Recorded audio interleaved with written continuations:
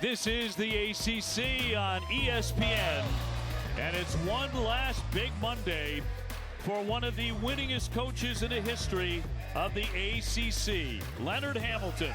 Coach Ham, as he is known around the league, he will put his FSU Seminoles against the suddenly red-hot North Carolina Tar Heels. He was watching them in a pregame today here inside the Tucker Center. This is a team coming in with a lot of bounce. Heck, they're bouncing off each other. They're playing with a brand new attitude, the Tar Heels are, making a late run for an NCAA tournament bid. And Hubert Davis, who played for Leonard in the NBA, thanking him there at the end. Thank you for everything you've done, he said. Great moment just a couple of seconds ago. Great to have you with us here in Tallahassee. Dave O'Brien alongside the busiest analyst in the game these days, Corey Alexander. Do you even know what state you're in right now? As long as I'm with the notorious DOB, that's all that matters. I know I'm in the right spot. You know, Carolina really playing good basketball right now. Now the schedule has loosened up for them, no question about that. But it's the impressive way they're winning the games. It really is, and when you consider starting a bigger lineup, they're doing the job on the boards now. We know North Carolina to be the best at. Now as they continue to rebound much better, their attitude has been better, their energy's been better, and their record has been much better. Coach Hamilton right there at number 5 all-time in ACC wins, and he's certainly playing, guys are playing better these days, he feels like, and he thinks that his team has a chance to pick off North Carolina tonight.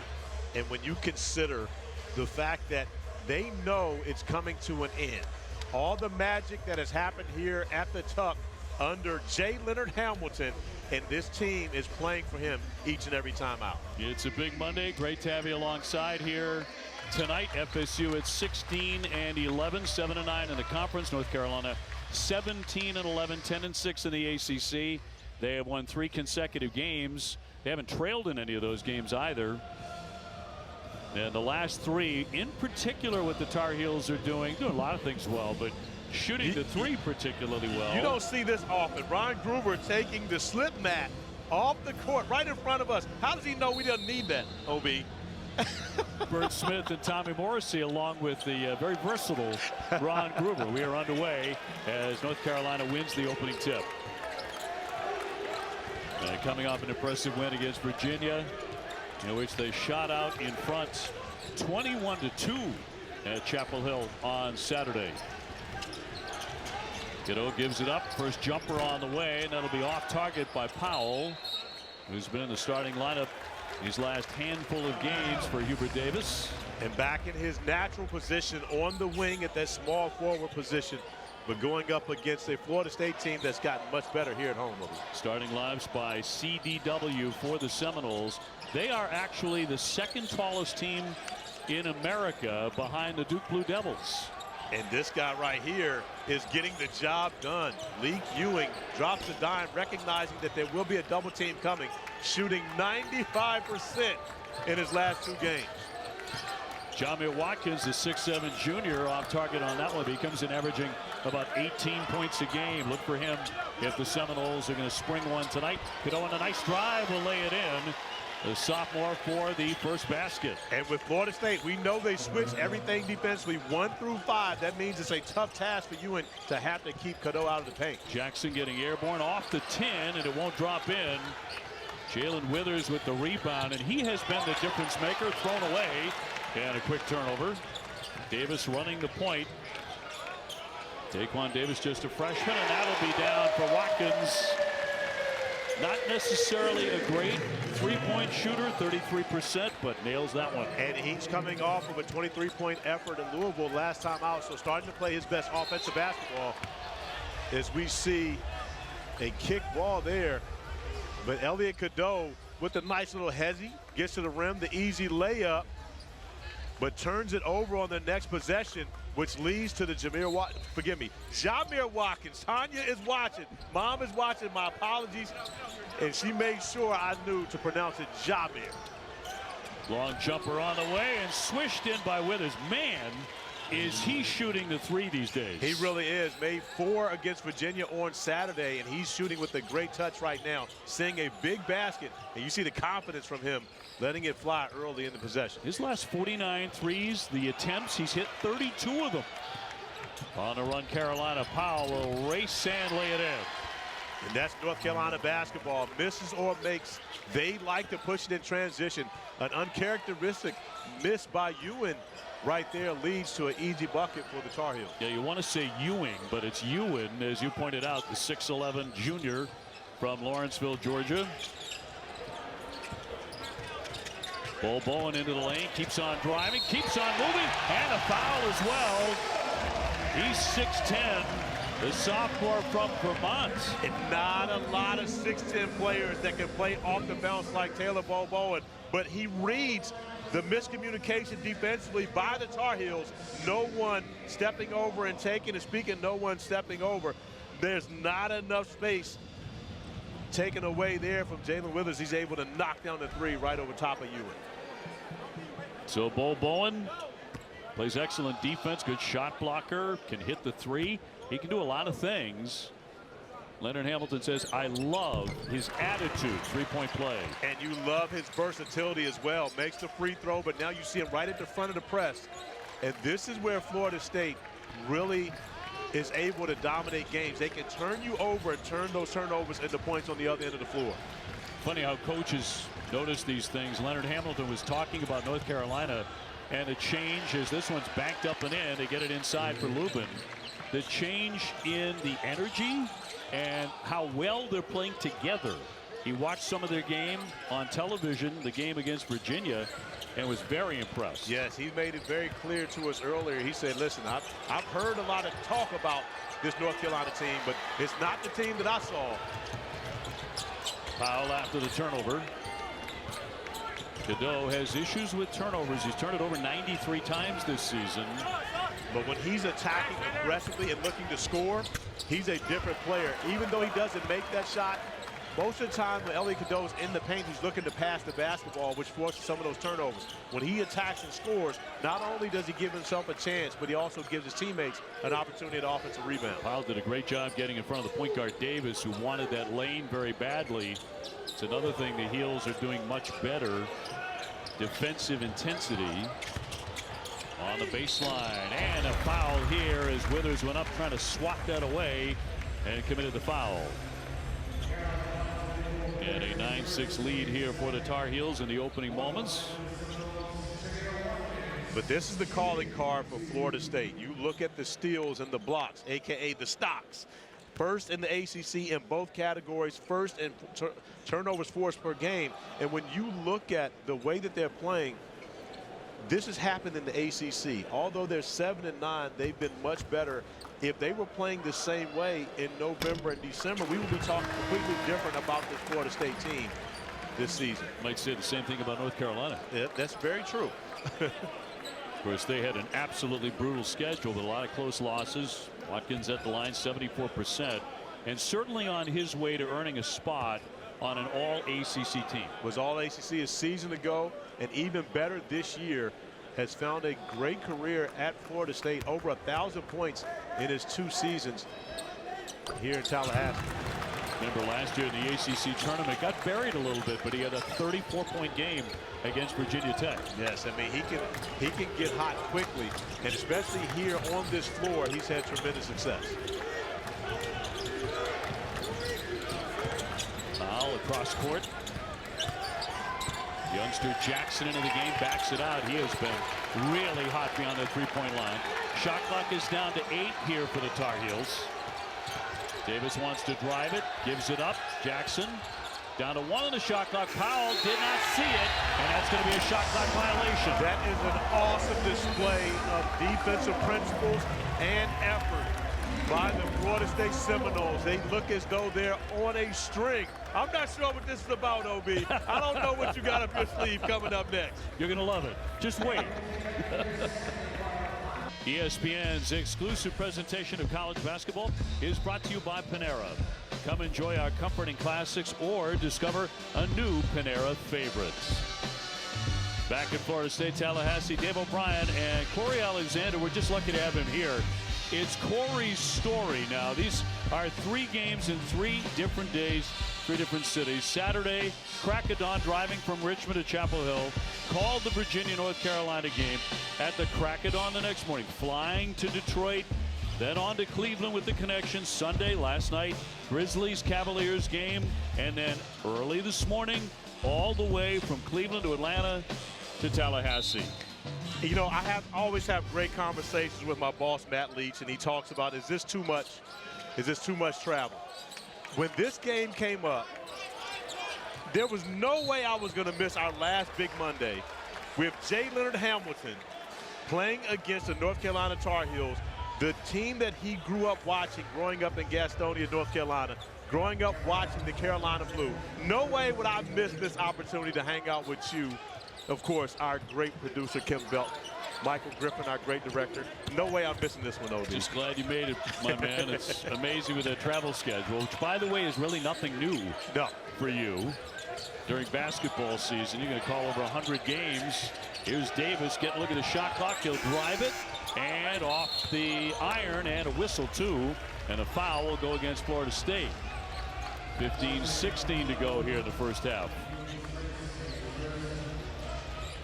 And a 1-point edge here for Carolina. Big 12's top team, number 4 Houston, taking on number 10 Texas Tech tonight. And we cap the night with Kansas and Colorado in Boulder at 11 o'clock Eastern time. In the top 25 today, for the first time in about 4 years, you did not see Kansas. They were outside the top 25. That one drilled home out of the corner by Seth Trimble.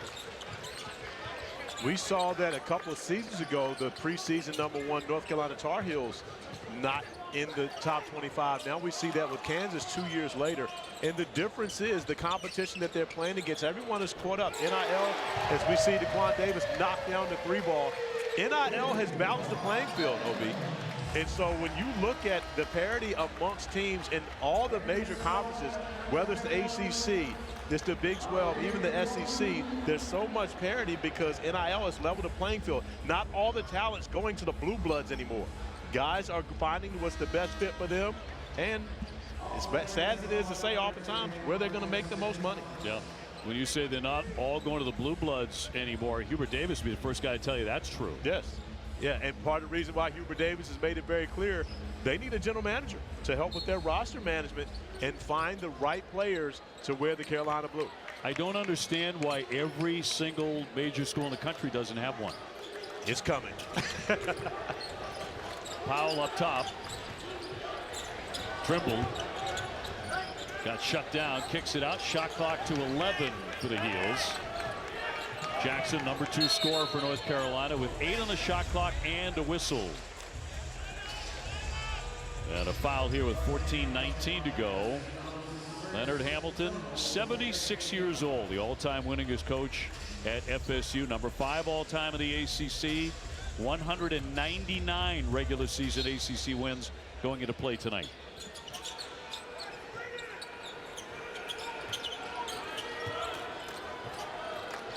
Dribble, gave up the dribble. Pass just got to Powell barely.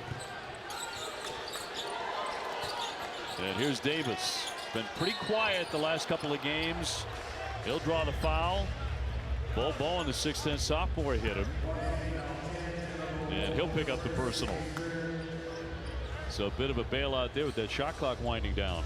Yeah, Bo Bowen really just crowding the space. Did not want RJ Davis to be able to reject the screen and beat him. Tries to get his body in position, but RJ so quick makes it difficult to beat him to the spot. So shot clock resets to 20. And this is a lineup we've seen much more of as of late. RJ Davis with the ball in his hands at the point guard position with Elliot Cadeau out of the game to be able to get the freshmen Drake Powell and Ian Jackson on the floor together. Powell with some great dribble action there. Almost made the shot. He takes the foul. He is just a marvelous, marvelous athlete. He really is, and his ability to be able to play on the perimeter is now starting to be showcased. You see he has the ability to go off the bounce, showing off the tween, the nice cross, the hezzy to left, hand to the rim, unable to get it to go, but gets the free throws, gets the foul. But more importantly, he's playing against like-sized players. He's been playing against much bigger players the majority of the season at the 4 spot. Now moving him back to his natural 3 has allowed him to be successful. Freshman from Pittsboro, North Carolina. Grew up wanting to play in this Carolina Blue and is living out his dream, being able to play for the North Carolina Tar Heels. He's on the draft for us, OB, but I would love to see him come back and do it again next year. Could be a very, very exciting thing if he does. He will step off the floor here. And Withers back on, the 6'9" grad from Charlotte. And this is what North Carolina's been doing much more of as well. Pressing after free throws and trying to speed up their opponent into a quick shot. A.J. Swinton into the game. Big drive here by Watkins and a foul. Coming off 23, as Corey mentioned on Saturday, the transfer from VCU. He can pile up points. And one thing's for certain. Leonard Hamilton absolutely is in it to win it. He wants to win every game, and he's not taking this, this opportunity for granted. He continues to talk to us about how blessed he is to have been put in every situation he's been, whether it's, being the first black player at University of Tennessee Martin, wherever it may be. He talks about how gracious he is to be in the position, but he's made it very clear. He wants to win out. He wants to win every game. He wants the season to go on as long as it possibly can. I said, what are you going to do when it's over as far as a coach? When you retire, what are you going to do? He said, I'm going to take lessons. I want to learn how to play the guitar. I want to learn how to play the piano. I want to learn how to sing. And he came over and he was singing to us. I said, Leonard, you can already sing. He said, no, I need someone to teach me how to really sing. Because he's been singing in church since he was like 3-4 years old. Yeah, well, even earlier than that. We got a picture of him where he's on his way to church. I don't think he's even 2. Yep. But when you talk about Coach Ham, he owns a gospel recording label. And when you think about that, music is part of his life. Mm-hmm. And so he now wants to be a musician after, of course, what I think is a Hall of Fame coaching career. As his team tied 13 with the Tar Heels. Trimble wants to drive it, stepping through the lane and scoops it in. This is the Seth Trimble we watched early in the season. He was their best player. Without R.J. Davis, he had 33 against Memphis in the exhibition, and he was their best player in Maui. He's starting to get back in that rhythm after missing games due to injury. Strong 6'3" guard.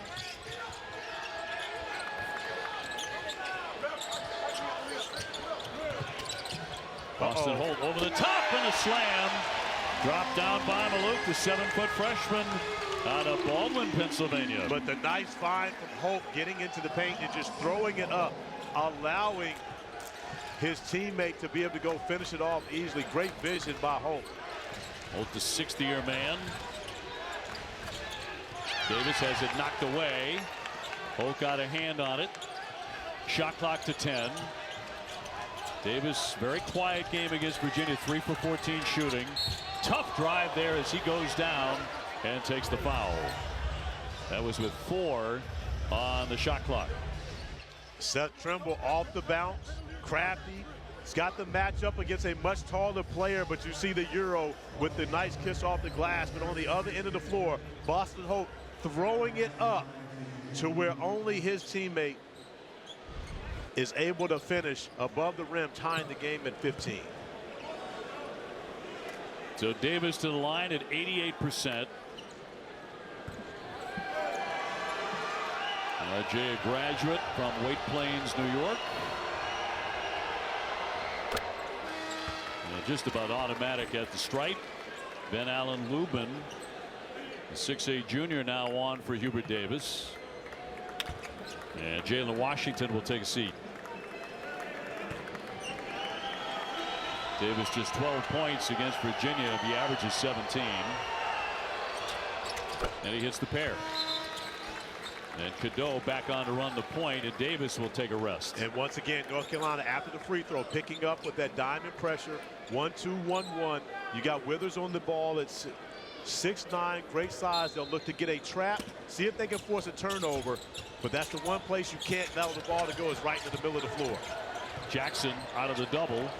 Got that free to Swinton.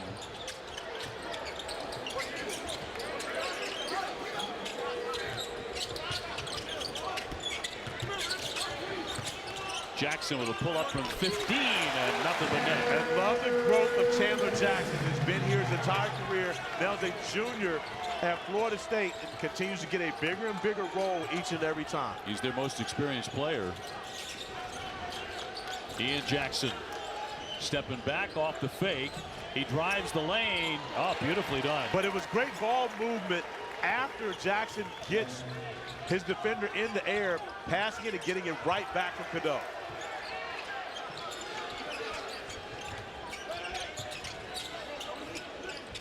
Luke gives up the dribble. Back for Jerry Dang, who's 6'9". 6'9", 6'10", 7 feet, all over the place for FSU. Swinton with a turnaround. That's a sweet shot. Oh, I'd love to see that going. His mom, Danielle, is locked in watching the game. She already let me know. Said, say hi to my baby for me. And I'm telling her, make sure your baby does something nice as he just did.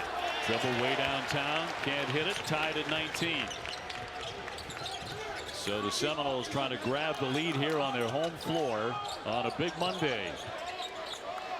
Obi, think about the big Mondays we've had in this building. The matchups we've seen with Coach Ham on the sideline. And now he's looking for his 200th ACC win here on Big Monday. But he talks about it being a man of faith. He's been about it for a very, very long time. Here he is. There's Jalen Hamilton with his cousin, Perline, who he said he hasn't seen in 30 years. Perline, he said he's on his way as soon as he finishes here. North Carolina sharing the sugar. That's exactly what they're doing, OB. Ian Jackson, who's knocking down step backs at a high rate, gets the defender in the air, right to Elliot Cadeau, right back to Ian Jackson, who's moving very well without the basketball, and they make it look easy while sharing the rock, a.k.a. sharing the sugar, as referred to as by my guy, the notorious D.O.B. Shooting it better, much more fluid, and much more fun.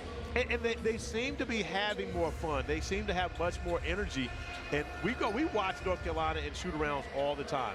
They're never down, but even more so today, they're up and positive because they're coming off of 3 straight wins, and they love the way they're playing as a team right now. Those wins against Syracuse, NC State, and Virginia, talking the bottom third of the conference.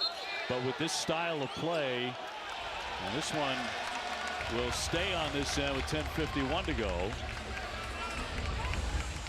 The officials, actually, Ron Groover and Tommy Morrissey, looking at each other, not certain as to who that went off of. But it's going to be Carolina. Yeah, it's going to be off Carolina. Ends up being Florida State's ball. Doing the job defensively in the full court pressure. Watkins, great fake. And inside, up and in by Ewan. We haven't called his name very much. He's 14-8. But so he's a difference maker. Yeah, but Obi, look at this pressure. As soon as they score, this is the Florida State team we're used to seeing. They're up on the basketball, playing at least 10 guys, everyone pressuring 94 feet. And, of course, the ability to be able to switch defensively on the other end. Dribble deep in the corner. Cadeau will lift. That's been an issue this season. When he gets an open look like that, teams can sag off of him. And that's what people are trying to do, is force him to shoot the ball from the outside. A beautiful find from Ewing as Jamir Watkins is unable to catch that, upset with himself because he was already thinking about how he was going to dunk it, OB, not if, but how. Yeah, however, this Carolina season has explained the three-point issues, something that until recently had become a giant problem for them. Have they corrected those? Well, this guy has done a much better job shooting it, although he's unable to get that one going. Jalen Withers helps them, and Ian Jackson shooting the basketball much better as of late as well. Watkins did not turn it over. Ewan. Uh-oh. Slamming that one. Nobody bothered to pick him up. And at 6'11", he flushed it. But you see, Ewan has a lot of ability being able to handle the basketball. As Cadeau's able to use 2 Florida State players as their own screen to be able to get the easy one. Miscommunication defensively in the painted area. FSU by 2 and the ball. Malik Ewan on the dribble. And Watkins has to give him space. When you got a guy shooting 95%. Oh, beautiful find. And a great hook pass downstairs for Dang. But that's what Coach Ham was talking about, his passing ability. And you love the way that his teammates are moving. They know they'll get the basketball. Ewing is a willing passer.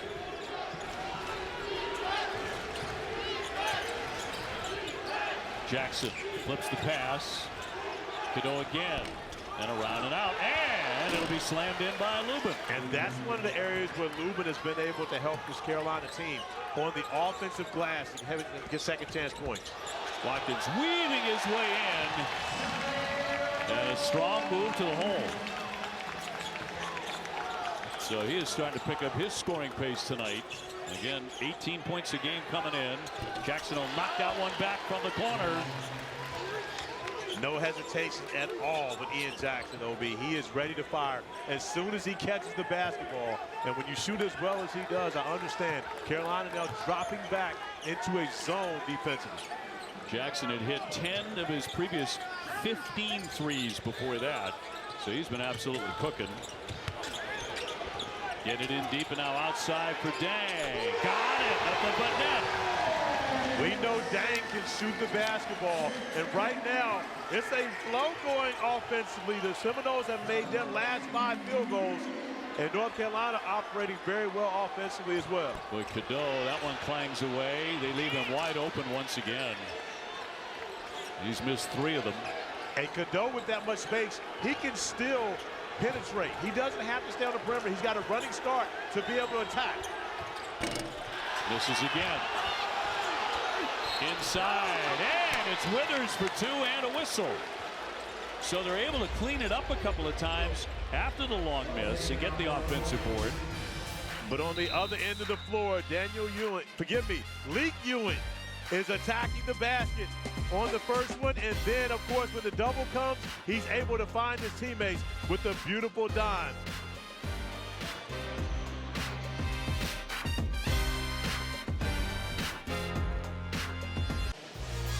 ESPN's exclusive presentation of college basketball is brought to you by USAA, proudly serving the military community and their families. Back in Tallahassee, Dave O'Brien alongside Corey Alexander. North Carolina in a real fight here with FSU. Both teams playing at a very high level. They really are scoring at a very high level, but both get after defensively. OB, if these were the teams that we saw in November, December, we would be having completely different conversations regarding the ACC as well as these two teams. But this has been the characteristics of the ACC over the last 5 to 6 years. These teams get better as the year goes along. You've got so many new pieces, new faces, and new places. And now you see the potential of these two teams. Unfortunately, the fact that it's so late now, it makes it difficult for them to be able to get into the NCAA tournament. And when you want to talk about elite of the elite. Well, that's a Heisman sweatshirt. I mean, again, very few people have those, especially NBA players that have Heisman sweatshirts and Heisman trophies. Now, that might be the height of cool to be able to pull that off. On the baseline, FSU with a strike. They continue to make shots. They've hit 10 of their last 11. And Florida State right now getting the job done on the offensive end of the floor. And you can tell how they pick up their defensive pressure when things are going well for them offensively. Davis with the kick. Kay Tyson into the game to do exactly that. Try and make 3-pointers. A whistle and a foul on the deck as Ron Gruber blows the whistle. And our Super Tuesday men's basketball lineup coming your way. Cooper Flagg and number 2 Duke in Miami at 7 Eastern on ESPN. Baylor Cincinnati on ESPN2 at 9. Mark Sears and number 6 Alabama taking on number 24 Mississippi State. Duke moving up to the number 2 spot in today's poll. Auburn remaining the number 1 team in the country. And as mentioned, Kansas tumbling out of the top 25. And Cooper Flagg this season had that freshman record against Notre Dame. 11 times the ACC Rookie of the Week. I believe that's the record now. That is the record now, passing, was it Kenny Anderson or Tyler Hansborough, who had 10? But, of course, a shoe-in for ACC Rookie of the Year. The question is, will he be the ACC Player of the Year, as a number of Duke freshmen have been in the past? As we said, just rename the award after him. After Cooper Flagg at this point. Davis, ball, and great fake, drives it, can't hit the shot. And here comes Jackson on a dribble and blocked out of the sky by Watkins. I tell you what, that was 2 athletic plays, the athleticism by Ian Jackson to get there, and then Jahmir Watkins cleaning it off the glass. never gave up on the play. Ian Jackson showcasing his speed. Watch how he's able to get through traffic, through all the white jerseys. However, Jamir Watkins cleaning it up, not allowing the bucket. Showing off elite athleticism from both players, but Watkins winning that battle. Great hustle play. And it'll be Davis at the line, the freshman from Baltimore, who will sink number one. He makes 82%. Had a 10-assist game against Miami. He can really dish it. He absolutely can. He and A.J. Swinton were actually teammates at Team Takeover for their 16U year. These guys were elite playing against each other. That team ended up winning Peach Jam and then went on to win it 17U Peach Jam as well under my guy Jamil Jones. Davis, pretty good rebounder too. Yes, he is. Very good rebounder for a guard. And that's one of the areas, you know, Coach Ham doesn't normally take small guards. But when you rebound the way Davis does, that means you can play a smaller guard because he plays much bigger than his stature. For several years, I didn't think you took a player under 6'10". Here's Tyson. 0 for 2 coming off the bench. It'll be tipped out of play with 5:50 to go. And FSU leading by 3. Hubert Davis, quite a battle on his hands tonight. Yes, he does. And he knew that was going to be the case coming in here. And we've got a late arriving crowd, but they're starting to fill in as the fans here of Florida State basketball starting to celebrate each and every time they're going to see Jay Leonard Hamilton on this court. Davis with a long one and a three-pointer for R.J. Davis. They kind of needed that, and ties the game at 34. They really do, and Carolina staying in the zone defensively, having a hard time dealing with the Seminoles man-to-man. Davis again got a look. That won't drop for him. Rebound fell right into the hands of Jalen Washington. Davis wants to run, kicks it back out. Jackson's open.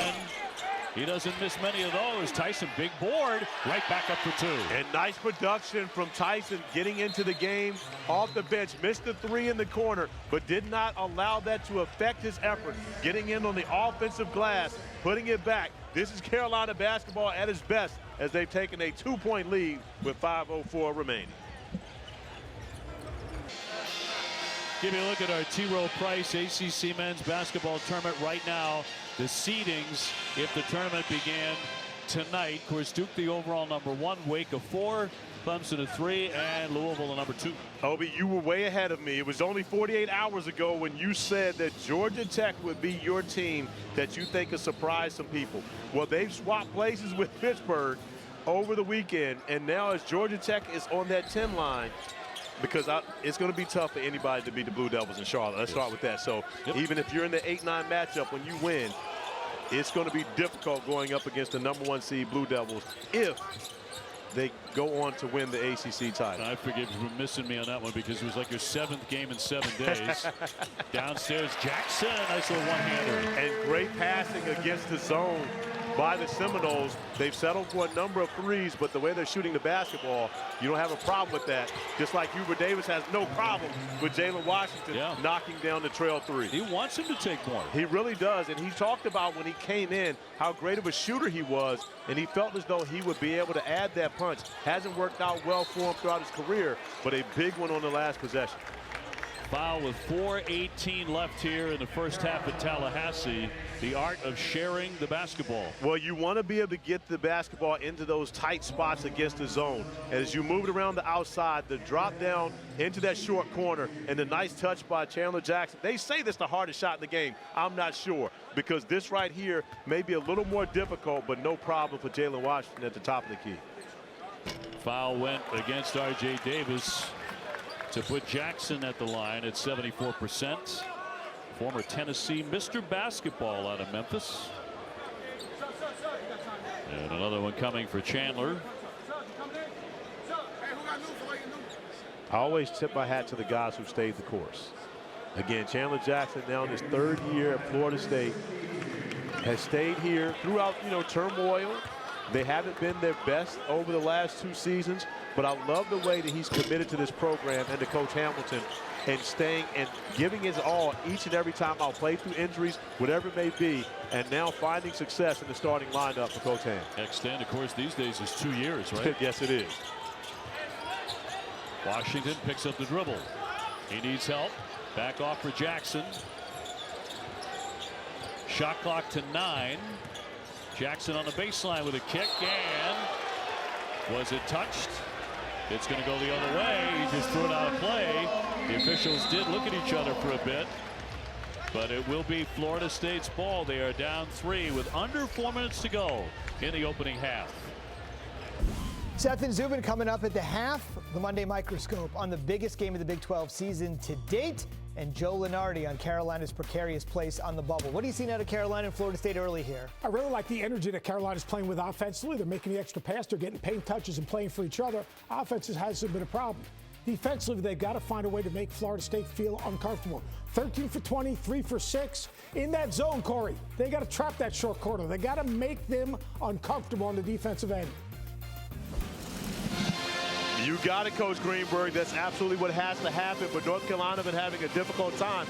They haven't been able to guard Florida State man-to-man, so which is the reason why they're going to that zone. But you've got so many different versatile players for the Seminoles. They get in that short corner, Coach. You know it's difficult to cover up that spot. Carolina by 3. Florida State with the ball. Watkins. 18 points, 5 rebounds a game. He's going to play in the NBA. He will play in the NBA. This young man was in the NBA Combine last season. As he knocks down the 3, he knew you were talking about him. But was at the Combine last year, decided to come back to school. And I think it was a great decision. As many of the NBA scouts in the building tonight will see that you've got a complete player in Jamir Watkins with great size and ability. Davis shredding the D, and a great job to stop him. FSU able to collapse defensively. Jamir finding his spot on the perimeter, no hesitation. And this is one of the things the scouts wanted to see from him. Could he shoot the basketball? And part of the reason why Florida State leads the ACC in blocks is because they have so many different players contributing. Nice hesitation there by Kate Tyson, who's made a couple of shots in close. Yes, very good minutes from Kay Tyson as Watkins lines up another 3, unable to get that one to go. But I love the confidence of Jamir Watkins shooting the basketball. He didn't do that a season ago. Tyson off the fake, won't shoot it. Davis calling out a play here for North Carolina, trying to pick up their 18th win, their 4th in a row. Davis stops, fires, and a miss. Rebound tapped out and saved by Jackson. And 15 to get off the shot now. He will bounce it outside here for Tyson off the fake. Long one. He drills it, a 2-pointer. We watched Tyson miss the first one, but then we saw him get the layup. And after he gets a layup, now that confidence kicks in. Easy to knock down that 3 on the next opportunity. We had a two-pointer. They call the toe on the line. Davis, as we approach the 2-minute mark. Jackson with the feed, and it will miss that shot inside and tipped out off of FSU.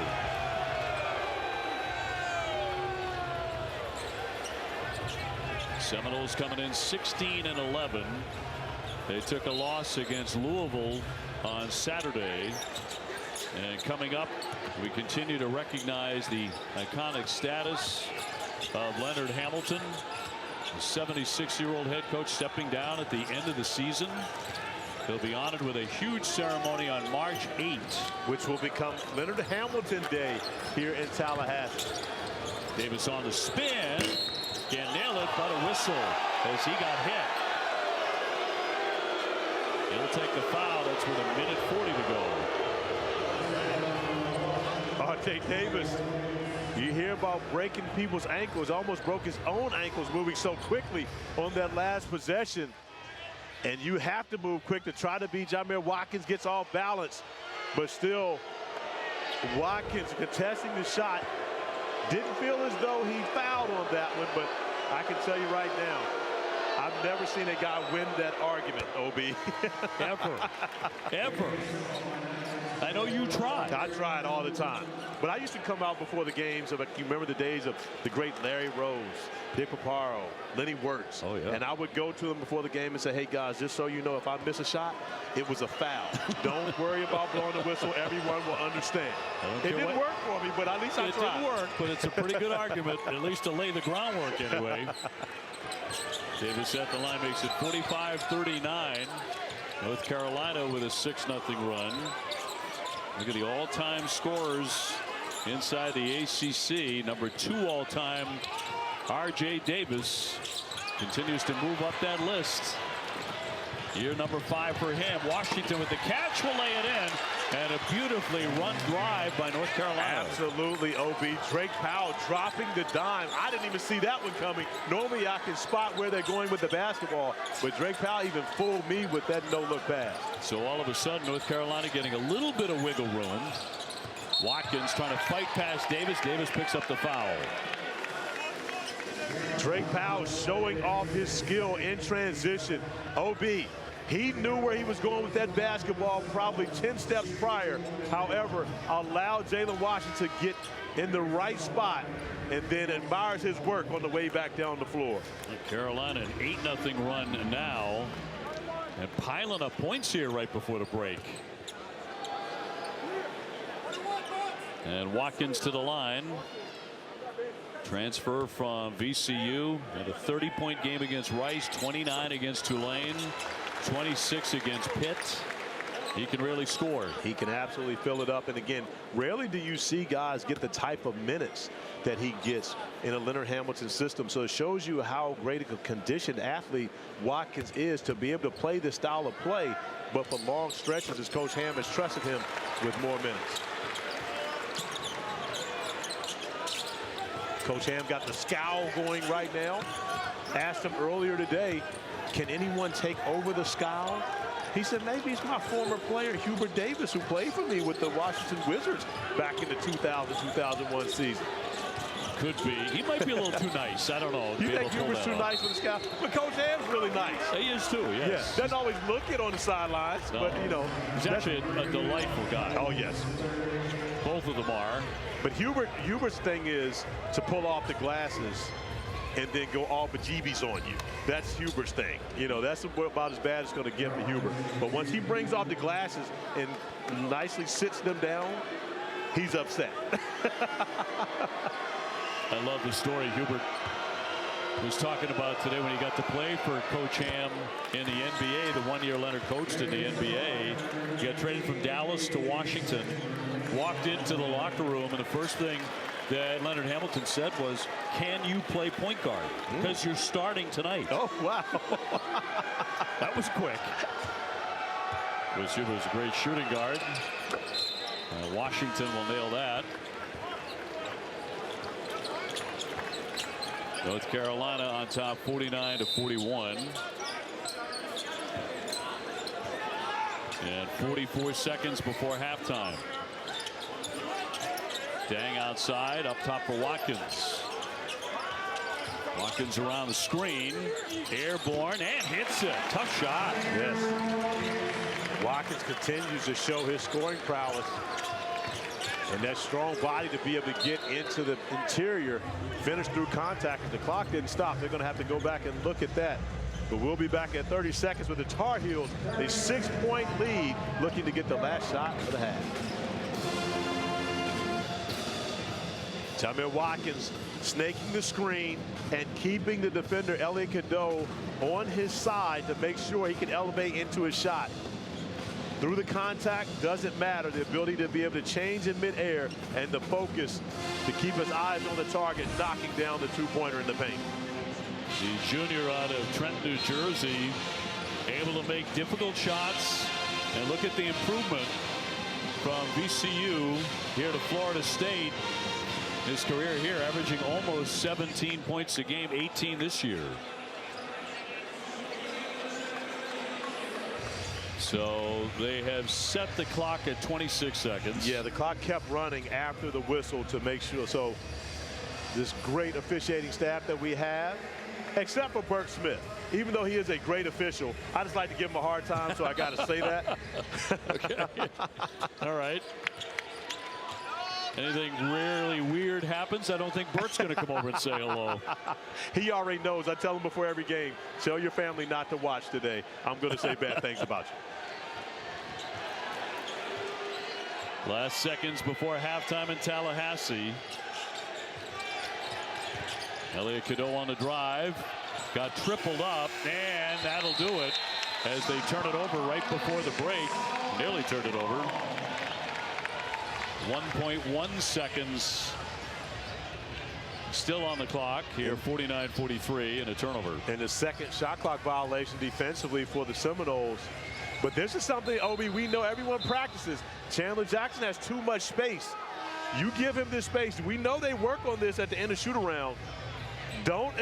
We could very well see Jackson knock down this half-court shot. Now you see Hubert Davis pushing up his team, not allowing him to get that look.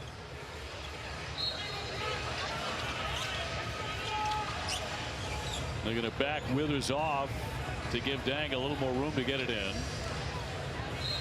Still time for a heave here. Do get it in. Swin with a long one, but it's going to be well short.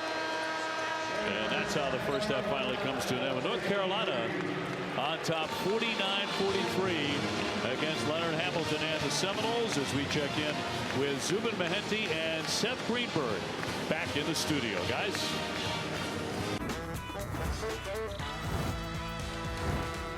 Leonard Hamilton began coaching at Oklahoma State in 1986, eventually moving on to South Florida, where in 1991 he was awarded National Coach of the Year.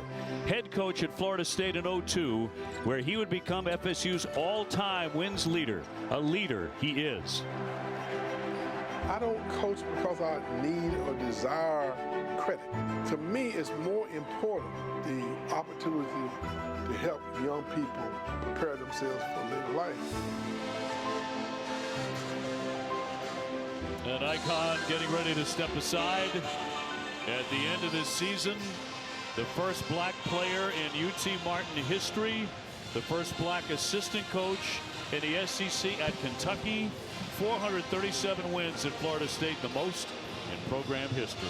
And one win away from joining a rare air, the illustrious club of ACC coaches with 200 ACC wins, which is only Mike Krzyzewski, Dean Smith, and Roy Williams. Coach Ham, one win away from joining that club. And when you consider, it has never been about X's and O's, about wins and losses. It's been about helping young people. That's why he got involved in coaching, and that is what he has continued to do over the past 50 seasons. I'll tell you what, I still would have loved to have seen his 2020 team go into the NCAA tournament, which wasn't played because of COVID, just to see how deep they, I mean, that team could have won a national title. And that was a team that was coming off of Sweet 16 and Elite 8 in the previous year. So definitely a team that was capable of winning a national championship.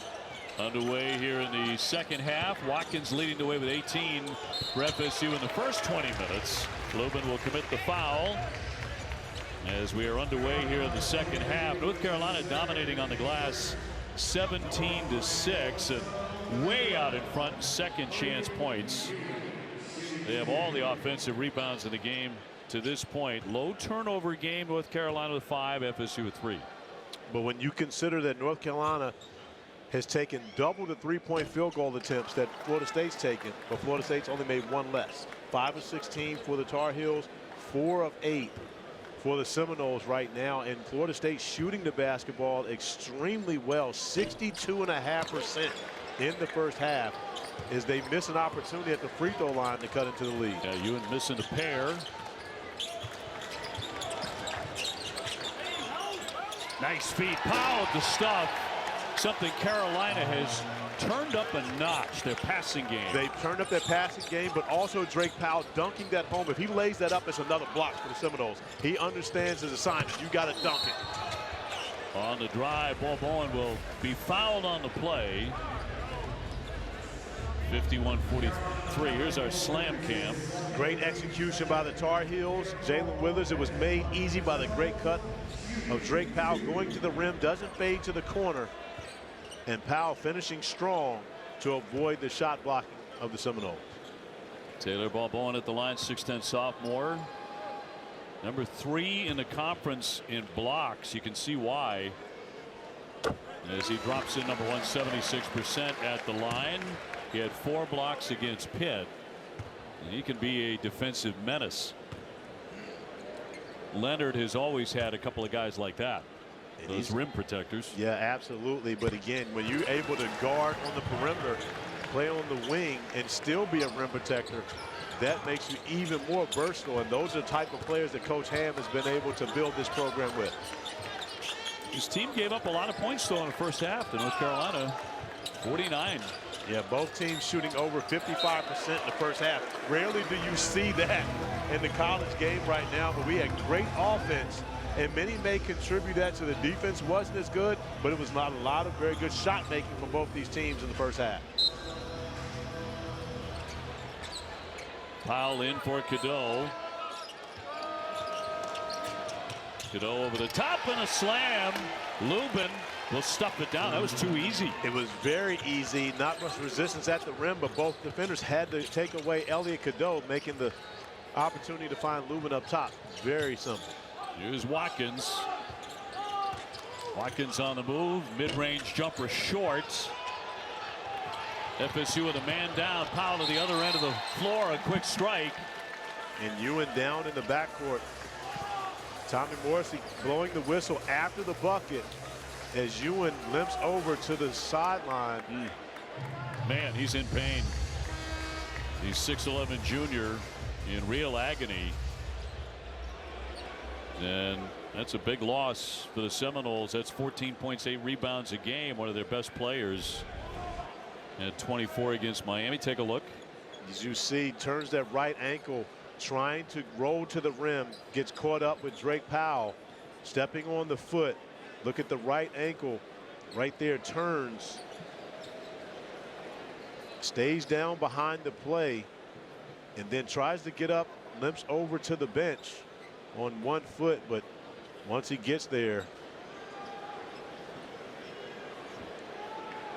in significant pain, and just stays on the floor. Mentioned at Miami game where he had 24. He was 10 for 10 from the floor in that game. The first Seminole ever to do that in an ACC game. And then backed it up, going 9 of 10 the next game against Louisville. So 95% from the field in 2 games combined. I'm not sure how many times that's happened in the history of college basketball. Someone to shoot that well over a 2-game stretch. You're talking Lou Alcindor, Bill Walton type stuff, numbers. UCLA stuff. Yes.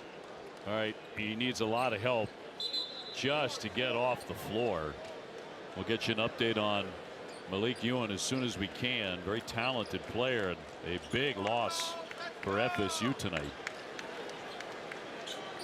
as they already trail here by 10. And he is off to the locker room.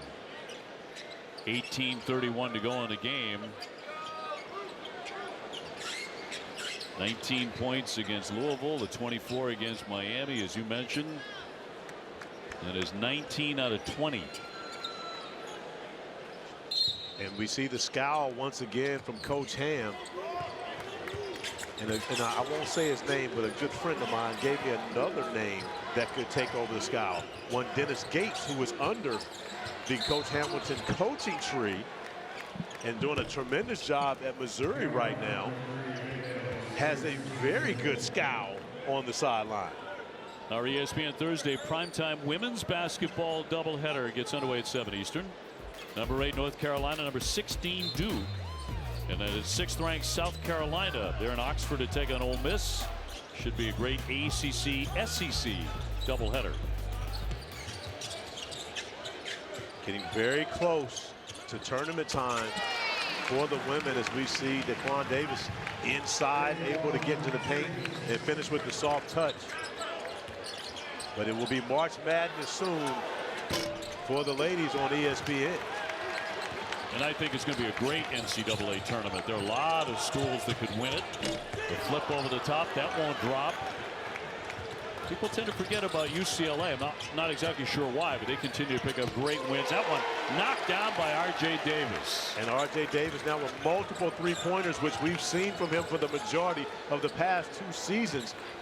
And R.J. Davis starting to shoot the basketball, heating up here on the road. Largest lead of the ball game. And Carolina has it 58-47. Stolen away by Cadeau. Cadeau on the move. He'll drive it. Back out for Davis. And he will wisely set it up. Shocked to see Cadeau not get that one all the way to the rim and lay it up. Cadeau left open again. This one he nails a three-pointer. And you have to imagine there was a conversation from Hubert Davis to Elliot Cadeau at halftime. Shoot the ball with confidence. If you're going to shoot it, step up and shoot it with confidence. Took a couple shots in the first half that didn't look confident at all. But you see the difference in the conversation at halftime and what it looks like the next time he gets that opportunity on the offensive end. Indeed, a 6-0 run here for North Carolina to open it up in Tallahassee. Let us take a look at the All-State Tournament predictor.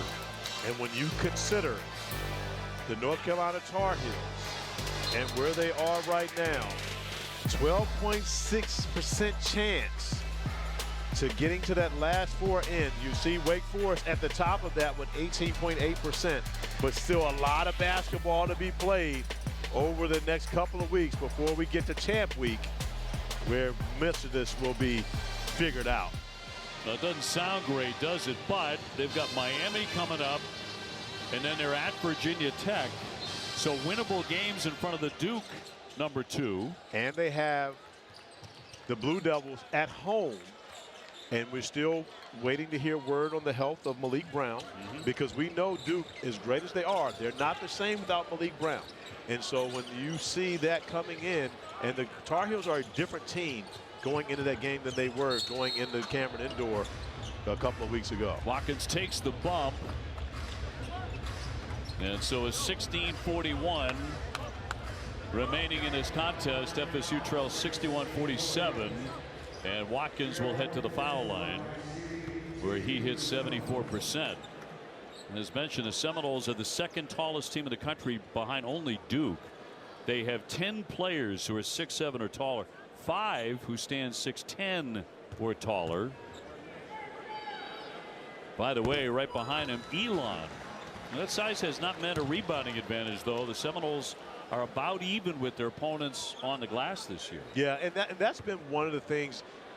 Florida State has always been a better offensive rebounding team than they have been a defensive rebounding team. That's one of the things that's hurt them over the tenure. But a lot of it has to do with they switch so much defensively. Oftentimes you've got your best rebounders on the perimeter trying to guard guys. And so when you're having your smaller guys, even though they're still 6'5", but your smaller guys trying to keep the big guys off the glass, that's hurt them a little bit on the defensive rebounding. The offensive rebounding and the second chance points starting to wear down FSU in a big way in Carolina's favor.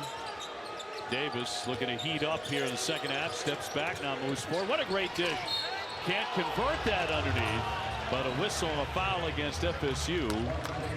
But you love the play by R.J. Davis. Of course, he's at one-on-one. He's in his bag. Maluk is doing a very good job defensively in front of him.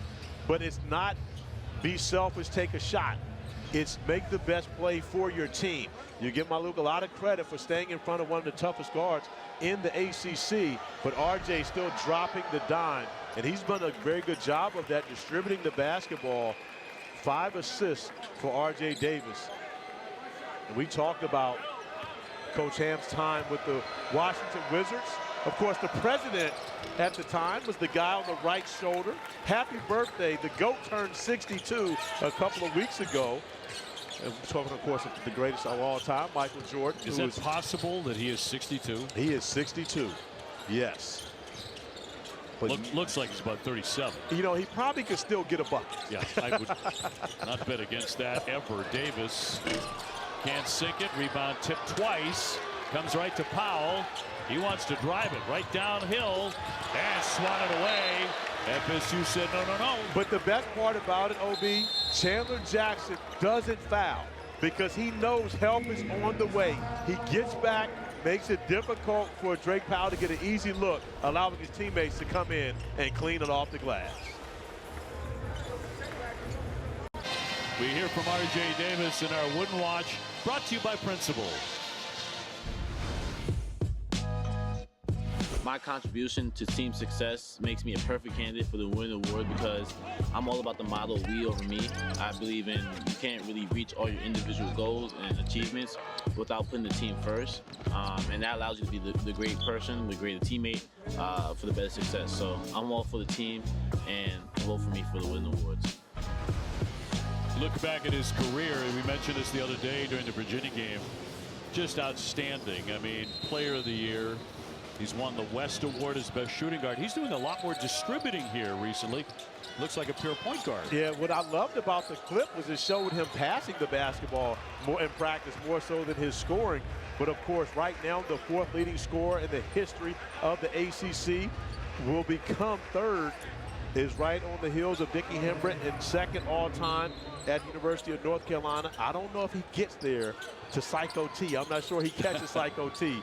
But when you think about R.J. Davis, you know, his jersey will hang in the rafters, will go down as one of the greatest North Carolina basketball players of all time, which says a lot when you consider the tradition of that program. I think you and I have had, you know, 4 or 5 of the best games he has ever had in a Carolina uniform, including the 42 against Miami, the Smith Center record.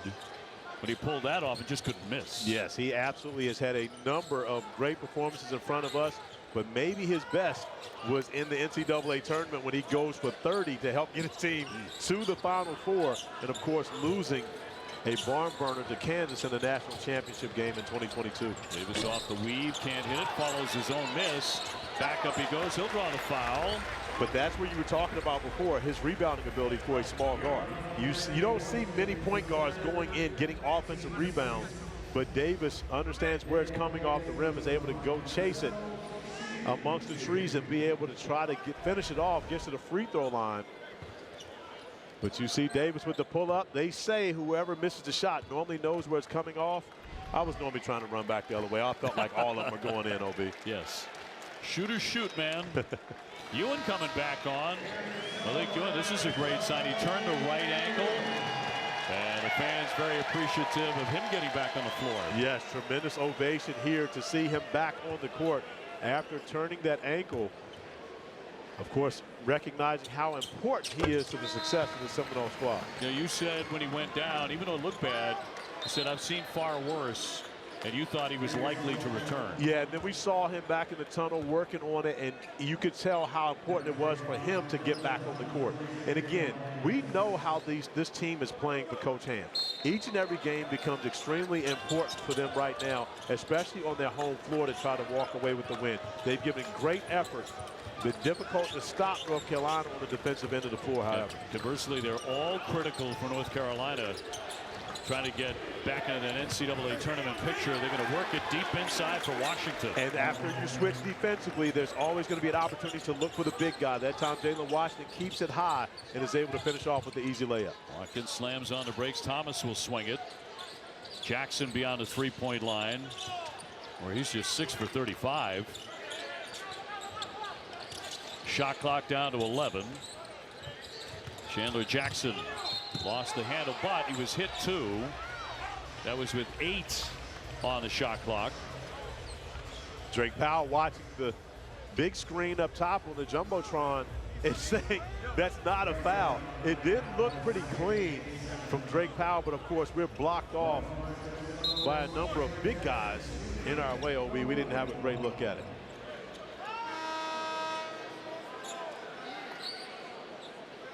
Alir Maluka, another 7-footer, will hit the floor out of Baldwin, Pennsylvania for FSU. And Ewan goes back to the bench, is being talked to by his coaching staff, and frustrated. I'm not sure if the ankle felt good enough for him to continue playing. And there's a fine line between trying to, you know, gut it out, but also hurting your team. If you can't do the job, you've got to allow your teammates to be able to come in. As Chandler Jackson sprints to the bathroom as we watch Ewan and how he turned the ankle, as Ewan now is headed to the locker room as well. Boy, what a drive by Trimble. He took on the whole team. He can do that, OB. His athleticism, he's going to be able to compete with anybody anytime he steps on the court. Coming in with 12 points, 6 rebounds a game, Seth Trimble.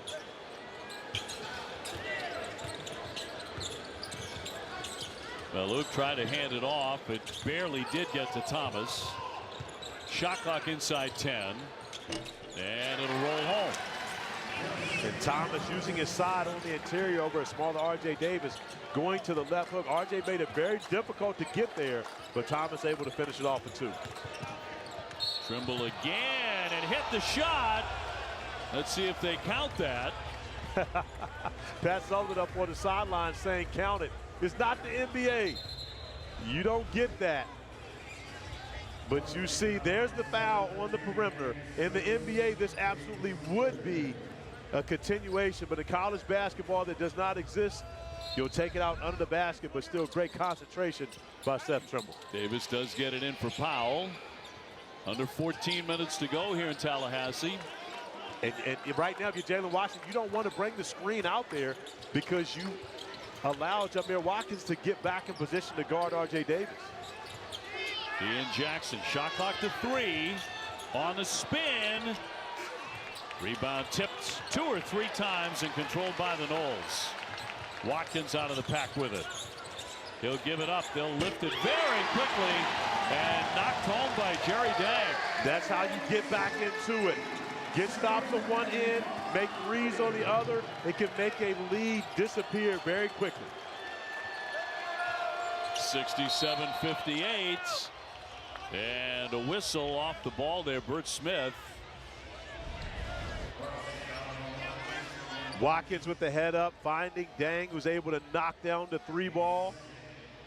And Florida State able to pick up their pressure as the fans react. Bringing back the high five, OB. We haven't seen it in a while, but however, it's still alive here in Tallahassee. Davis in the backcourt. Now Florida State with a flurry. Showing some life, some energy.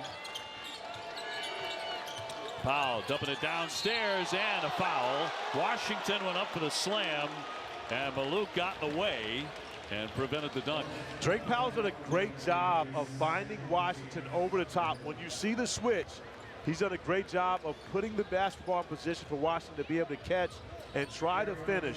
We saw them connect on a high-low earlier, and then once again, Drake Powell finding Washington over the top. This time it's a foul on Maluk, sends Washington to the free throw line. He makes 67%, the 6'10 junior from Gary, Indiana. And number 1 is short. And coming up next, the Big 12's top team. Number 4, Houston, will take on number 10, Texas Tech. We cap the night with Kansas and Colorado in Boulder at 11 Eastern. OB, you're a historian. Can you name me probably the world's greatest entertainer from Gary, Indiana? The world's greatest entertainer from Gary, Indiana. That would have to be Michael Jackson. That would absolutely be Michael Jackson from the G. Also the home of the big dog, Glenn Robinson. Rather gifted family. Yes, it was. Thomas. Here's Swinton to launch in and out from three-point land. Second effort. Thomas with another. Can't drain that. FSU all over the glass. And a foul. Well, the Seminoles relentless in a rebounding fray. This looks like a team that's playing for its coach, OB. This looks like a team that once they win here on their home floor, look at the offensive rebounding by the Seminoles. They didn't have one in the first half, and they get multiple on this one possession alone. Look at the white jerseys on the interior. Of course, the size matters. The second tallest team in the country, and they're flexing their muscle right now on the offensive glass. Ian Jackson with a foul. And Maluk hits that. And just like that, Hubert Davis responds, getting Jalen Withers at 6'9" back on the floor to try to help with that rebounding. Maluk received his first scholarship offer from FSU, and he was in the 8th grade. And the freshman rattles that one home. Great lineage. You would expect for him to be good. Comes from a great bloodline of Hoopers, OB. Well, this is impressive. And a bunch of very talented bigs. Dedeaux off to Withers, he'll swing it. Jackson from the corner, off the side of the backboard. But give Swinton a lot of credit for getting over there, contesting that shot. We know how well Jackson's been shooting the ball. Thomas with the dish and the slam by Maluk. Great play. And here come the Noles. Great play by Swinton, attacking, dropping it off. And Coach Ham using the entire arsenal, playing 10 guys, trusting the freshman, A.J. Swinton, to make plays. as he does on the last possession. The 6-point game. Watkins getting ready to check back in for FSU. Withers off the fake. Airborne draws the whistle. And he'll be headed to the line. With 11.5 to go, and Florida State back in the contest. And we got some juice in the building. They're saying go Noles. And we know that the Noles can go as well as anybody can on their home floor as they're finding themselves in the midst of a comeback. FSU racing out to a 9-1 run. Hey, on the topic of racing, you want to do it in style, get involved in Dickie V's raffle for one of these beauties. And the Dick Vitale Gala coming up. $100 donation, only 1,900 chances sold. So get in fast. All to help battle children's cancer, where Dickie V has been just incredible. V.org, where you want to go to purchase. Going to raise $100 million for pediatric cancer. Dick Vitale. I mean, again, he's talked about that's the chase, getting to $100 million. And you know, and I love the fact that Coach Vitale says it's the most important thing that he's done in his life. And this is a man that's accomplished a lot. I think it's fair to say he's done a couple things, but to make sure that he knows that that's the most important thing that he has done in his entire life. Yeah, really considers that his legacy. More than coaching, more than what he's done as a broadcaster. That's going to be his legacy. And he's in over 13 Hall of Fame. It's 13 to 15. We lost count. And there are probably more that he will be in the Hall of Fame as well. We've had so much fun working with him on his incredible return. A big scrum here with 11.5 to go in Tallahassee. North Carolina leading it 68-62.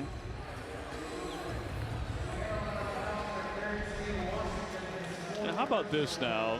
Malik Ewan, who is out with that ankle injury, and he comes out for the huddle. He could barely put any pressure on that thing, needing help just to get back to the bench.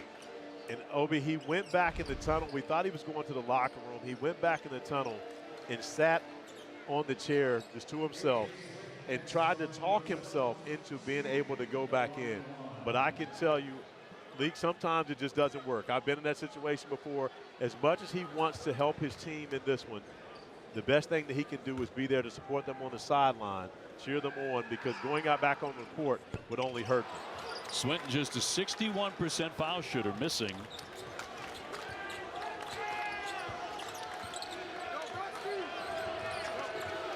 So Cadeau will set it up here for Carolina. See the space they're giving Cadeau. Still trying to invite him to shoot the three.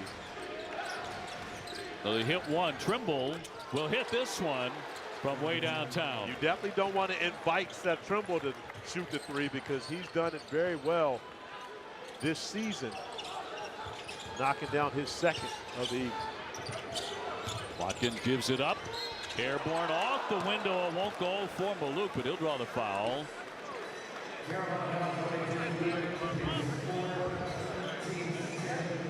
And at this point in the game, Florida State can no longer afford to trade threes for twos. As North Carolina is starting to heat up from beyond the arc, you've got to find a way to force them off that three-point line and to try to go in and score over your size. Foul on Lubin, putting Swinton, I should say Maluk, at the line. And now Kate Tyson will come on for Hubert Davis.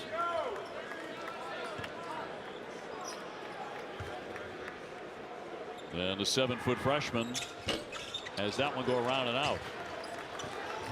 So FSU missing a couple of foul shots here the last minute or so.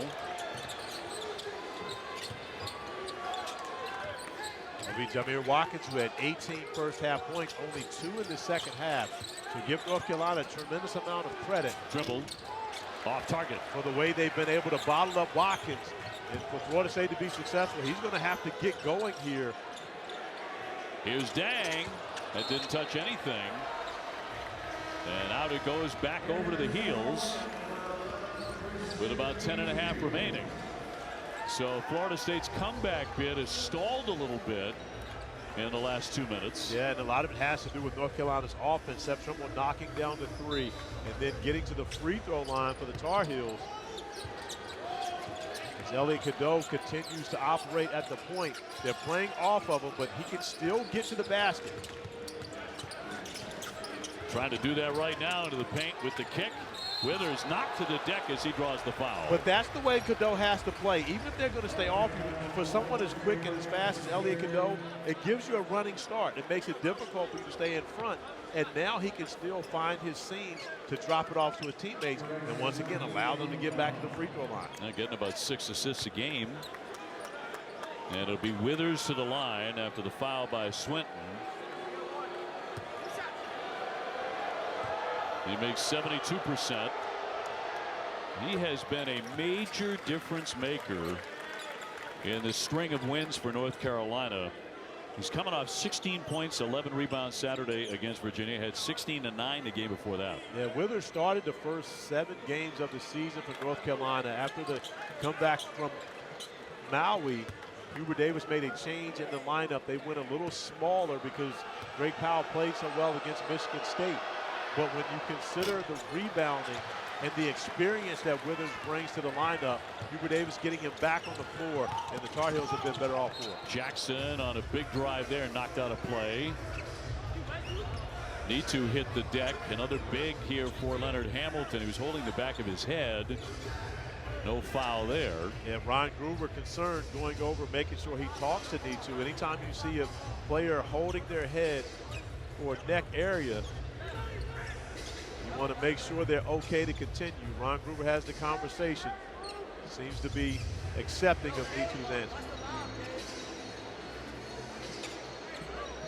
So FSU to put it in from the baseline with 10 minutes left. Here's Thomas. Cadeau on him and a whistle. So a lot of fouls here in the second half. Not so many in the first 20 minutes. Yeah, OB, this will be free throw attempt 27 for the Seminoles. So they have been able to get to the line throughout this night. Kevin Nickelberry, assistant coach, under Coach Hamilton, who's up roaming the sidelines as well, told us earlier today they have to get to the line against this Carolina team. Because one thing it does, not only allows them to put points on the board, but allows them to set up their pressure if they're able to make that second. In and out by Watkins. Nickelberry right there. Yeah, Nick, who missed his calling. I think he should be a comedian, to be completely honest. I love the guy.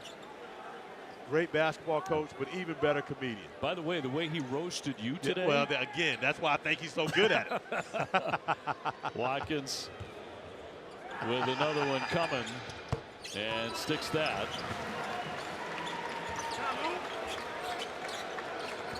He's locked in. Nothing funny about this right now. No, this is the one thing he does take serious.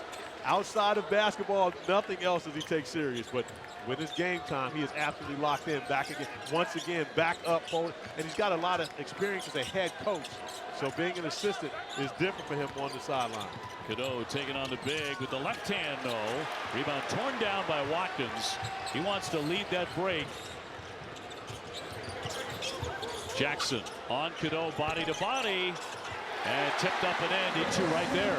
So he recovered from that head injury, and he gets a basket. And right now, Florida State looking around as to looking at guys like, why are we not up pressuring?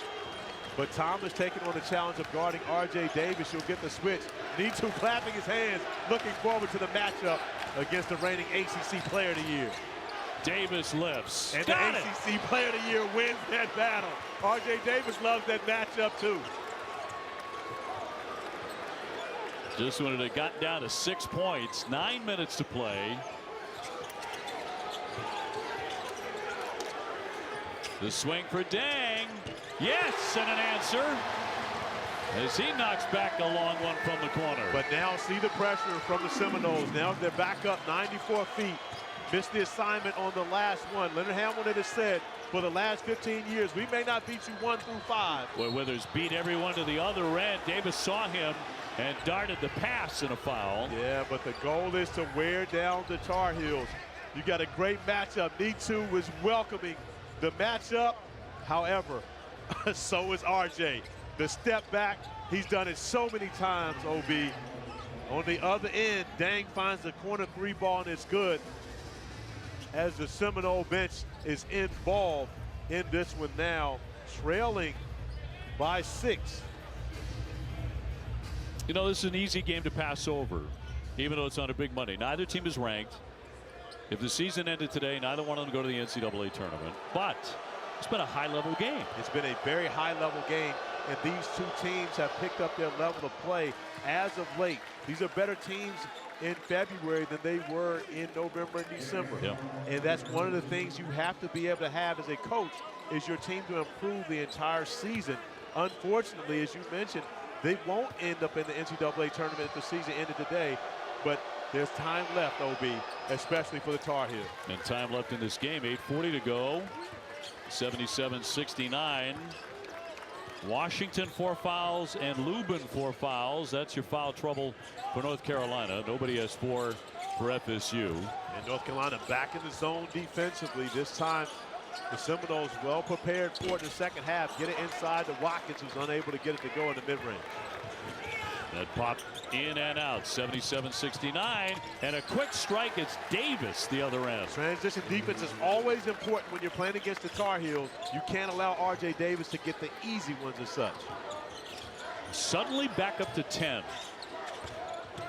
In deep, nice spin by Dang. Instead of the long one, underneath for 2. Gets to that short corner that Coach Greenberg was talking about in the first half, and that spot has been productive for the Seminoles against the zone. Dang with 13.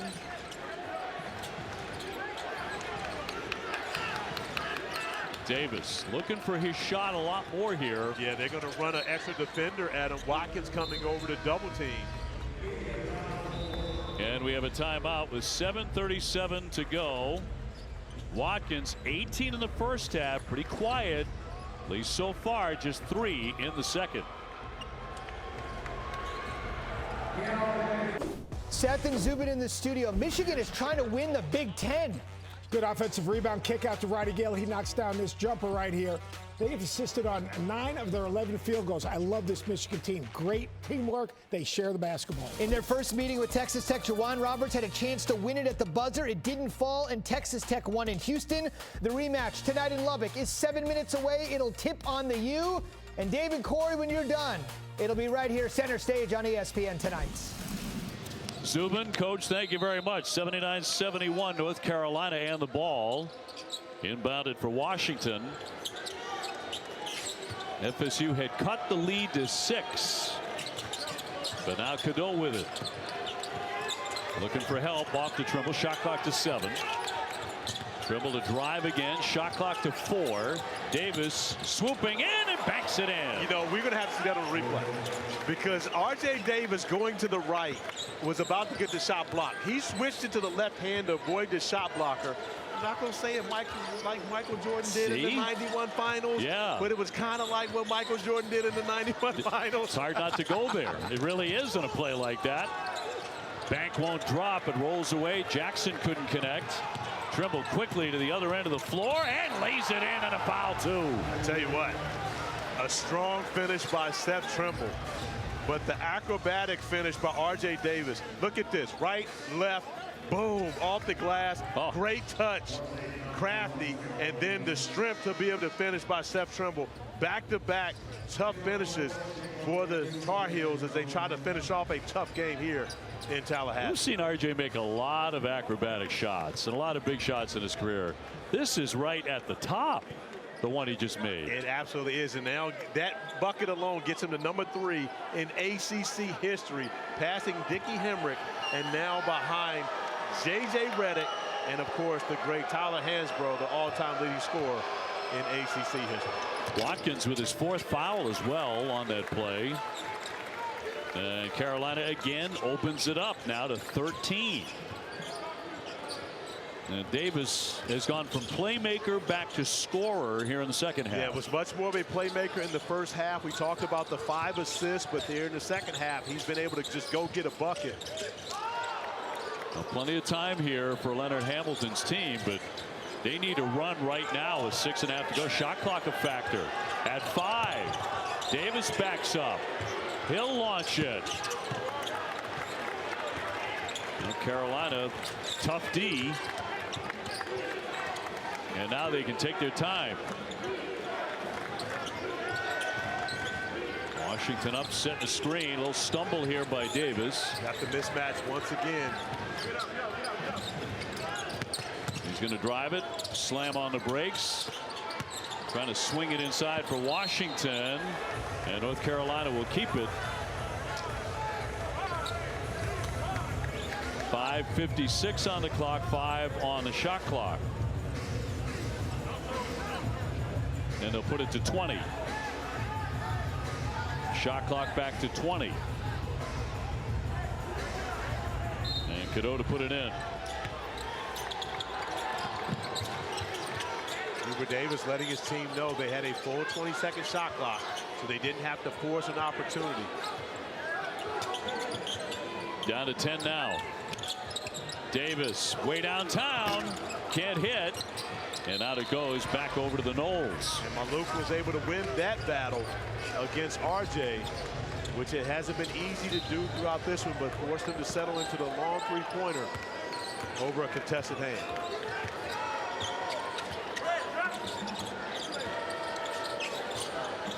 Daquan Davis, the point guard, the freshman from Baltimore.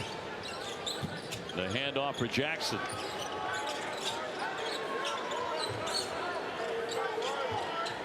Davis trying to start it. Denied. Here's Jackson. Shot clock to 5. Back to Jackson. Try to slither that pass, and they're going to turn it over. They never got it up to the rim, so it's a shot clock violation. And the first one in the game for the Tar Heels. We saw 2 in the first half from FSU, but now the Tar Heels ratcheting up their defense here in the second half, holding on to a 13-point lead, looking to extend that. So have the Seminoles run out of gas. They lost one of their top players, their number 2 scorer, when Ewan had to leave because of the turned ankle. That has had a profound effect. It really has. And when you consider Maluk has played very well, but having to play so many more minutes, and when you take away the threat that Ewan is on the offensive end. Cadeau high off that backboard. Rebound snatched by Washington. Here's Cadeau. Got it from the corner. A grown man rebound by Jalen Washington and finding Cadeau in the corner, who knocks down his second three. 87-71. They get an answer. Bo Bowen able to hit that one. But 4.5 minutes to go, and North Carolina showing no signs of backing off here tonight in Tallahassee. They're making a run at a 100-point night. Tyson wasn't quite ready, but that pass that rifled right through his hands. No, and it was the right play by Cadeau to get it to Tyson. Now, that's the thing. Cadeau's had turnover issues, but that's not on him. That's on the receiver. I'm sure they'll give that turnover to Tyson because Cadeau put him in a great spot. That's an offensive foul. They're going to get Davis for that one. With 4:16 to go. I think they actually got Maluk on that one with the offense, with the moving screen. Didn't give Cadeau an opportunity to be able to get around the screen. That's going to be a foul each and every time as he comes up and immediately. And again, yes. Obi, way back in the day when I was playing college basketball, the rule was go put a body on a person. Now you have to give them a step to be able to redirect. Cadeau off for Trimble. Hubert Davis hopping up and down on his sideline. R.J. Davis. Washington gives it back to him. Under 4 minutes to go.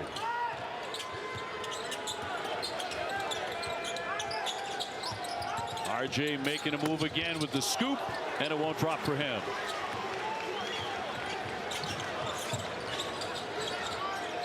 Thomas got it.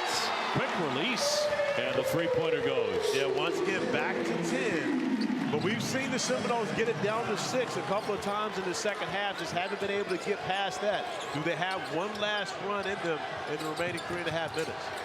Cadeau trying to fight his way to the basket. Lost it. Seminoles forcing the turnover. Once again, it'll be Bo Bowen off the back of that iron. That would have been a big one, but give Elliot Cadeau a lot of credit. Sprinting back, contesting that shot. And a timeout, North Carolina. Just over 3 minutes to go. They look to protect a 10-point lead here.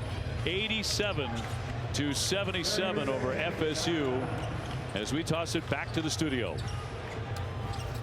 Dave, just a quick programming note. Look at that crowd. Patrick Mahomes just sat down with Brittany Mahomes in the front row. Houston and Tech is about to tip on ESPNU. When you guys are done, this raucous atmosphere, the rematch right here on ESPN. Time for the home stretch, brought to you by Allstate. The Tar Heels riding the 2024 ACC Player of the Year, R.J. Davis, as Coach Ham reacts. He's seen this before. And watching R.J. Davis try to carry his team to their 4th straight win. R.J. right at his season average now is 17. Had a big second half offensively. Yeah, very big second half offensively, and also distributing the basketball very well. 5 assists, and more importantly, 0 turnovers for R.J. Davis. A clean game for both teams. 17 assists to 8 turnovers for North Carolina. 15 assists to only 6 turnovers for the Seminoles. So North Carolina by 10, and the ball inbounded for Powell.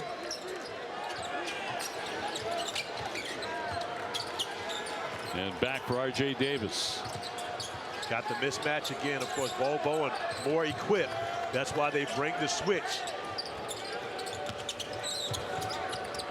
Cadeau back out top. Trimble's open. Can't bury it. And a high rebound. And it's going to be North Carolina ball. Great hustle by Drake Powell, not allowing Jamir Watkins to have the loose ball. And tonight's game check-in brought to you by Allstate. 2,589 career points. That is a lot of points, man. It really is.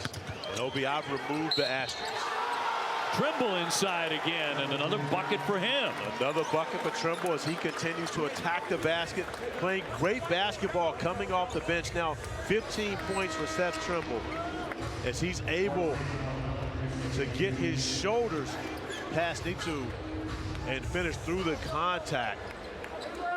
But Obi, I mentioned, I'm done with the asterisks. I was with an asterisk for guys who played 5 years and looking at their records differently. And I was reminded by my college coach, Jeff Jones.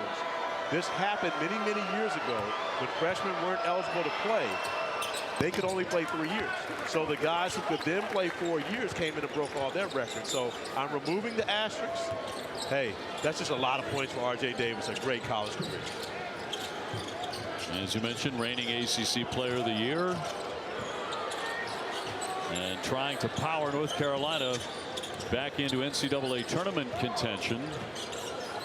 Dang will lift from way downtown, nothing but nets, and a timeout FSU.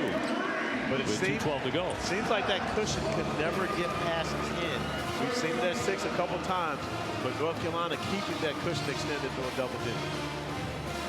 Duke is up to number 2 in the poll. They highlight our Saturday men's basketball triple header. NC State, Georgia Tech will tip it off at 3 o'clock Eastern. Then SMU squaring off against Stanford. We cap the night with Cooper Flag and Duke hosting this FSU team at Cameron Indoor. So almost to the end of the ACC regular season. Who's your surprise team been? That's easy, Louisville. What Pat Kelsey has done in Louisville this year, right now sitting at 2 or 3 in the ACC, I believe 3 right now. But with the turnaround that they've had in Louisville has been tremendous. Give Pat Kelsey and his staff a tremendous amount of credit. They have absolutely been the surprise team of the league this year. Always helps when you have a great point guard. Yeah, it doesn't hurt. Chucky Hepburn shot 19 free throws Saturday against Florida State. Again, 17 of 19 from the free throw line against the Seminoles. Yep. He put a tremendous amount of pressure on their defense. Program record.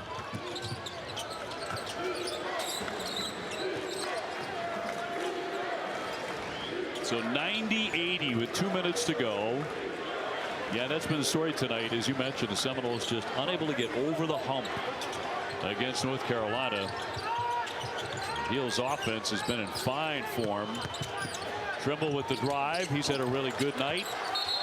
Can't connect there, but out it goes with 1:44 left. Yeah, Watkins had the rebound in his hand, just unable to secure it. but it gives the Tar Heels another 20 seconds to run time off the clock.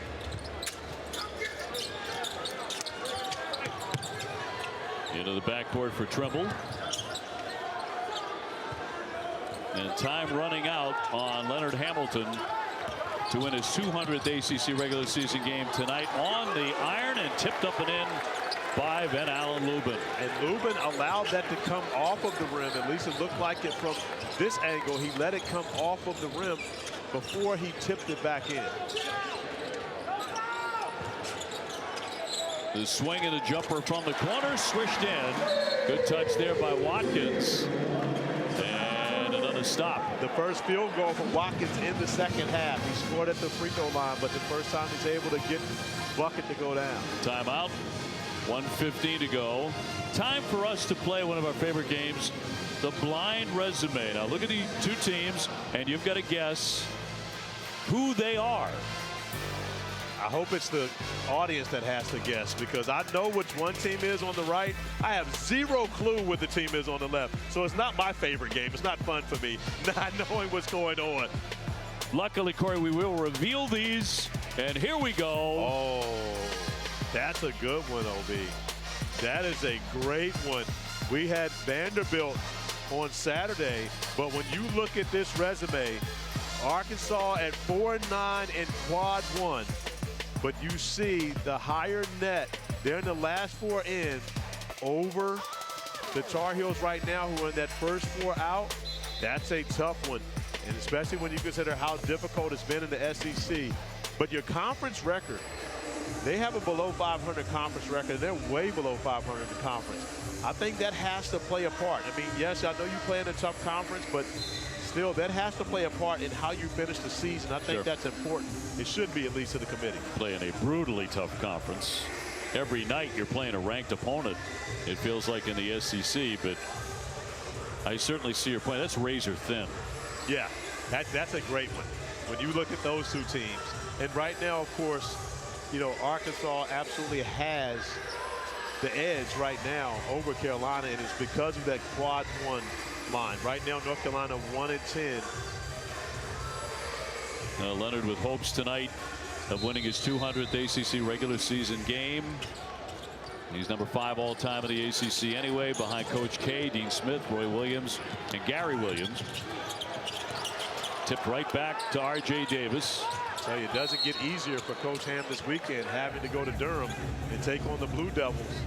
So trying to get to 200 becomes even more difficult on the road if they're unable to overcome this 9-point lead.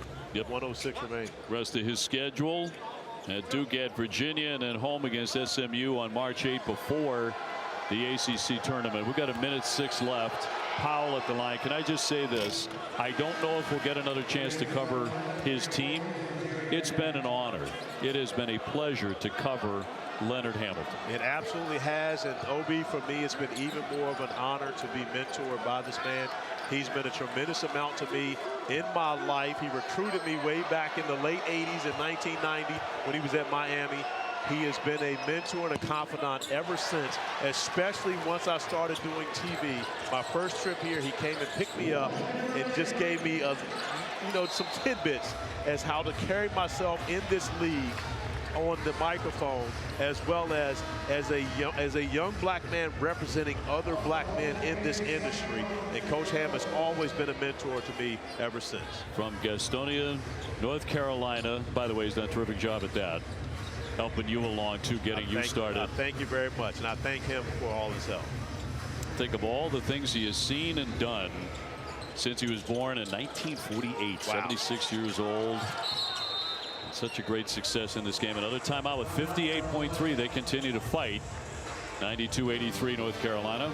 As we continue the conversation on Coach Ham, he must make sure that he lets everyone know how gracious he is, how blessed he has been to have been put in the scenarios that he's been in. When you consider being the first black player at UT Martin, he is blessed to have been that. And you see the early years. You talk about him back in 1948. This couldn't be much after. But you see him as the only black player on the team. And he talks about how only he could have been in that scenario and how God placed him in that position to be able to have it. And of course, you gotta love that, OB.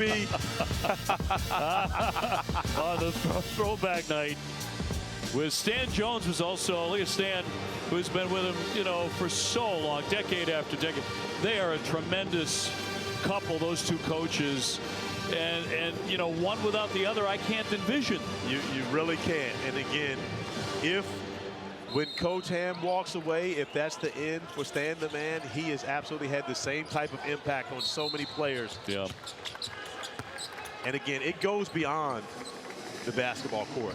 That's the one thing that I'll say about Coach Ham, about Stan.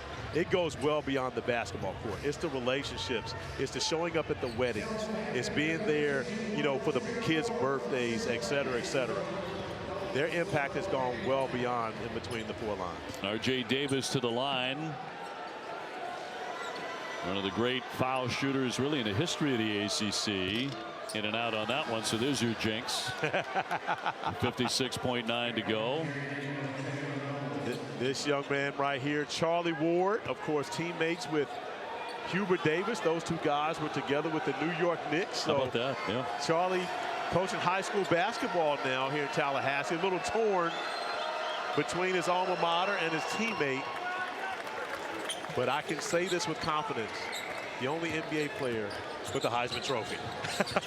And the jersey, which he wore tonight to prove it, just in case anybody forgot. Possibly the greatest two-sport athlete of all time. Oh, yeah. And again, he's got some Florida State company to go up against when you think about Deion Sanders. But then you think Bo Jackson. But when you look at the two-sport athletes to be not just good, but the best in one in football, and decide I'm going to be an NBA player and be a first-round pick and play over 10 years at that level, I mean, you're talking about one of the greatest athletes in the history of sport. Julius Peppers, another guy. Oh, yeah. From North Carolina. Julius Peppers, yes, in the NFL Hall of Fame. 45.6 to go. And RJ back to the line. One other thought about Leonard Hamilton.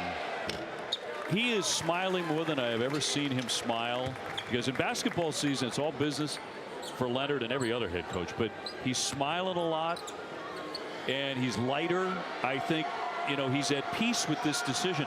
The timing on it, I think, is very appropriate. It is very appropriate, and the fact that he's finishing the season is more appropriate, but he has made it clear it's time. He's ready to go. Now, he's not done. He's just ready to move on from what he's doing right now, but Coach Ham will continue to have an impact on young people's lives. He's talking about teaching. He's talking about the ministry when he's done, learning how to sing, learning how to play the piano, making more records. He has a couple record labels. Yes, he does, and more importantly, he has so many people that look up to him. We saw it in the pregame. Hubert Davis walking up to Coach Ham and thanking him for what he's done for all of us. And when he says all of us, he means black men. Coach Ham was the first assistant coach in the SEC. Hubert Davis, of course, the assistant coach for Roy Williams.